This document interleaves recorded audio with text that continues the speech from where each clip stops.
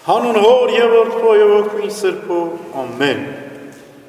Արի բարի հավատարիմ իմ ծառա և մտիր քո Տիրոջ ուրախության մեջ, ասում է մեր Տերը Հիսուս Քրիստոս, ներկայացնելով երկնքի արքայության սքանչելիքը, ուրախությունն ու փառքն ու երանությունը։ Ասում է մտիր քո Տիրոջ ուրախության մեջ և ոչ թե քո մեջ ուրախություն կմտնի։ Դրանով ցույց տալով, որ երկնքի արքայության ուրախությունը այնքան անսահման, անպարփակ, այնքան հզոր, խոր, լայն, որ մենք պետք է, եթե արժանանանք, մտնենք այդ ուրախության մեջ, ուրախությունը մեր մեջ էլ կմտնի, որտեղ երկնքի արքայության փառքը տասնապատիկ է, 5 երանություններ մարմնի համար, 5 երանություններ հոգու համար, երկնքի արքայության մեջ սուրբերն ու արդարները կլինեն առողջ, առաջին երանությունը մարմին, որովհետև այս աշխարհում կատարյալ առողջություն չկա, մարդիկ մարմնավոր տակարությունների, հիվանդությունների մեջ են, բայց երկնքի արքայության մեջ ամեն ցավ, հեծություն, վիշտ, նեղություն, բոլոր աչքերից արցունքները պետք է սրբվեն և կլինի կատարյալ ուրախություն։ Երկնքի արքայության մեջ սուրբերը կլինեն արագընթաց ու թեթև։ Այս աշխարհում մենք ծանրաքարշ ենք, մարմնավոր, նյութական, այնտեղ կլինենք հոգեղեն, թեթև, արագաշարժ, լույսի արագությունից էլ արագ, որ ինչպես հրեշտակները, ամբակում մարգարեն իր համար դաշտ էր գնում և հա ձեռքին ապուր կար, Տիրոջ հրեշտակը երևաց և ասաց, վերցրու այդ ապուրը տար, Բաբելոն, թող Դանիել մարգարեն բուբի մեջ ուտի, ամբակումն ասաց, ես ոչ Բաբելոնի տեղը գիտեմ, ոչ էլ հեռավորությունը գիտեմ, բռնեց ամբակում մարգարեի մազերից Տիրոջ հրեշտակը և տարավ Բաբելոն, այնտեղ արյուծների կուբի առջև, տվեց, ուղարկեց Դանիել մարգարեն կերավ։ Այդպես կլինեն արդարներն ու սուրբերը, արեգակի արագությամբ, ինչպես արեգակ արևելքում, ծագում արևմուտքում երևում, լույսի արագությամբ, որ շատ արագ է, այդպես էլ սուրբերը կլինեն իրենց ընթացքով, արծվի ընթացքի նման, որովհետև Աստված իր երկյուղածների կամքն է կատարում։ Կլինեն զորեղ, ուժեղ։ Այսօր, եթե մի ամբողջ նավ լցվում է մարդկանցով, ապա փոքրիկ քամի ու փոթորիկ է բարձրանում, մի նավի մեջ, որ 250 հոգի, 270 հոգի են նստած ինչպես Պողոս առաքյալի նավաբեկություններ, ոչինչ չեն կարողանում անել, բայց մեր Տերը Հիսուս Քրիստոս մի հրամանով սաստեց հողմին, փոթորիկին, մրիկին, ծովին, խաղաղություն տիրեց, այդպես կլինեն սուրբերը։ Եթե ուզենան անգամ, երկինքները կշարժեն, որտեղ հրեշտակների նման են, ինչպես հրեշտակապետի փողով, մեռելները պիտի հարություն առնեն, այդպես էլ սուրբերը հրեշտակների նման կլինեն, ինչպես ասում է մեր Տեր Հիսուս Քրիստոս, և իրենց զորությամբ երկինք, երկիր, տարերք, տիեզերք կշարժեն, գեղեցիկ կլինեն սուրբերը, այսօր կատարյալ գեղեցկություն չունի որևէ մարդ, թեպետ սուրբերը շատ գեղեցիկ էին, և ամենագեղեցիկը մեր Տերն է Հիսուս Քրիստոս, կնմանվենք Քրիստոսին, գեղեցիկ կլինենք։ Սողոմոն իմաստունի մասին մեր Տերն ասում է, որ Սողոմոն իր ողջ փառքի մեջ Շուշանի գեղեցկությանը չնմանվեց, սպիտակ, մաքուր, անմեղ Շուշանի գեղեցկությանը չնմանվեց, բայց սուրբերը արեգակի 7 բոլորակ կատարած արեգակի գեղեցկությունը պետք է ունենան, ասում է Սուրբ Գրիգոր Տաթևացին, շատ գեղեցիկ, լուսավոր, պատմուճաններով կզարդարվեն արեգակի նման կծագեն երկնքի արքայության մեջ, և ի վերջո հավիտենական կլինեն սուրբերի մարմինները, որտեղ որտեվ եթե այս գեղեցկությունը, զորությունը, թեթևությունը, առողջությունը ժամանակավոր են, ապա անիմաստ է ամեն ինչ։ Բայց այդ բոլոր ինչ որ նշեցինք հավիտենական կլինեն։ Հավիտենականությունը, մշտնջենավորությունը այս երանություններին կատարելություն կշնորհի, կատարելապես առողջ, զորեղ, թեթև, արագ ու գեղեցիկ կլինեն սուրբերը արքայության մեջ։ Բայց սրանք դեռևս մարմնավոր երանություններ են, կան հոգևոր երանություններ։ Կլինեն սուրբերը երկնքի արքայության մեջ իմաստուն, մեծ իմաստություն կստանան, որ այս աշխարհում չկարող լինել։ Մարդը, որ հարցնես ինչ է հոգին, մարդ արարած, քեզ չի կարող պատասխանել։ Մարմնի մասին էլ շատ բան չգիտի, էլ չեմ ասում տիեզերքի, տարերքի, մոլորակների, շարժումների, աստղերի անճանաչելի, անիմանալի սքանչելիքներ կան այս երկրում, էլ ուր մնաց երկնքում։ Եթե ասում է մեր Տեր Հիսուս Քրիստոս, դուք հազիվ եք ճանաչում երկրավոր բաներ մասին խոսեցի, ապա եթե երկնայինների մասին խոսեմ, ինչպես կհասկանանք։ Այն ժամանակ կհասկանանք, եթե արժանանանք։ Մեծ իմաստություն ու շնորհ կստանան սուրբերը, ճանաչելու ու հասկանալու աստվածային խորին խորհուրդները, նմանվելու Քրիստոսին։ Սուրբերը կլինեն նաև անհոգ։ Այս աշխարհում մարդը հոգս է անում, տառապում է, ինչ հագնի, ինչ խմի, ինչ ուտի, ոնց վաստակի, ապա այն աշխարհում չի լինի այդպիսի հոգսեր, որտև կերակրի հագուստի կարիքների հոգալու կարիք չի լինի, անհոգ հրեշտակների նման երանելի ու երջանիկ կլինի, արդարներն ու սուրբերը։ Սուրբերը կունենան մեծ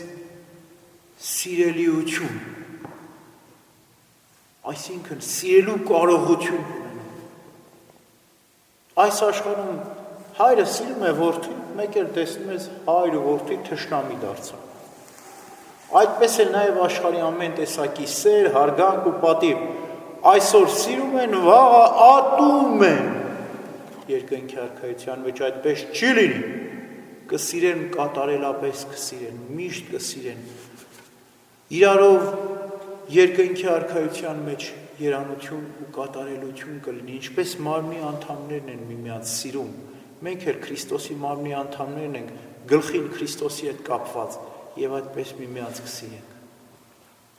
Երկնքի արքայության մեջ նաև կլինի ուրախություն։ Ոչ այս աշխարհի ուրախություն։ Այս աշխարհի ուրախությունը արագ փոխվում է տրտմության, անանցանելի ուրախություն, իրական ուրախություն, ամբողջական ուրախություն, կատարյալ ուրախություն, մարմնի հոգու ամբողջ մասերով կմտնենք մենք երկնային ուրախության ու երջանության մեջ։ Ի վերջո, երկնքի արքայության մեջ մեծ փառք ու պատիվ կլինի սուրբերի համար, որտեղ բոլոր այն անձինք, ովքեր կմտնեն երկնքի արքայություն, միայն իրենց փառքը չեն ունենա, այլ նաև բոլոր սուրբերի, բոլոր հրեշտակների փառքը իրենցը կհամարեն, որտեղ կուրախանան, որ քերոբերներին կտեսնեն, սերոբերներին կտեսնեն, արդարներին, ճգնավորներին, միայնակյացներին, սուրբերին, կույսերին կտեսնեն, կասեն, այս բոլոր փառքը մերն է, ինչպես երբ որ գլուխը պսակվում է, այսինքն դափն է պսակ են դնում գլխին, ամբողջ մարմինն է ուրախանում։ Այնպես էլ երբ որ հարվածում են գլխին, ձեռքը պաշտպանում են, չի թողնում, այդպես էլ Քրիստոսի մարմինն է,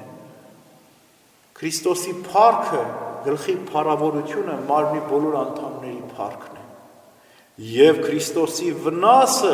անպատվությունը բոլոր անդամների անպատվությունն է, ուստի մենք պետք է պաշտպանենք Տիրոջ փառքը և նրա փառքը մերը համարենք։ Այսպես կլինի սուրբերի համար։ Երկնքի արքայության մեջ անձնական ոչինչ չի լինի, ամեն ինչ կլինի ընդհանուր գեղեցիկ սքանչելի, թեպետ դասակարգությամբ, թեպետ մեկը ցածր, մեկը բարձր, մեկը ավելի բարձր, բայց ոչ ոք ցածր ու բարձր չեն նայել։ Բոլորն էլ կասեն, մերն է այս փառքը, երկնքի արքայության մեջ ենք, եւ այդ ուրախությունն ու երջանկությունը անանցանելի է։ Ահա այս ինչ որ մենք նշեցինք, այսօրվա տոների սուրբերը երևի իրապես զգում էին, ապրում էին եւ շնչում էին։ Օրինակ, Գուրիաս ու Սամոնաս քահանաները Եդեսիայում էին ապրում Մաքսիմինոս եւ Դիոկլետիանոս կայսեր հալածանքների ժամանակ։ Ատյանն կանգնում, հրամայում են ուրանալ Քրիստոսին, ծաղրում են, ասում են, ոնց ախր, մենք չենք կարող ուրանալ, Քրիստոս ճշմարտությունն է, ինչու ուրանանք։ Եվ սկսում են տանջել, ձեռքից կախում են այս սուրբ քահանաներին, ձեռքը ամբողջ հոդվածավ, շար խախտվում են, գցում են բան, խորը գուբի մեջ, 3 օր անսվաղ սոված քաղցած են պահում, դուրս են անում, կուրանակ չեն կուրանում, աջ ձեռքից, աջ ոտքից են կախում հիմա եւ այդպես ամբողջ մարմինը հոդվածաշատ լինելով ի վերջո նահատակում են այս սուրբերին։ Աբիբաս քահանան, Աբիբաս սարկավագը, որ Գուրիասի եւ Սամոնասի սարկավագն էր, որ ավետարանն էր քարոզում ամենուր, քաջալերում էր բանտարկյալ քրիստոնյաներին, իմանում է Մաքսիմինոս կայսրը, Ատյան է կանչում, ստիպում է ուրանալ Տիրոջը, չի ուրանում եւ կրակ են վառում այրում եւ Աբիբաս սարկավագի մայրը, ծնողներն ու բարեկամ հարազատները լուսեղ են սպիտակ զգեստներ հագած,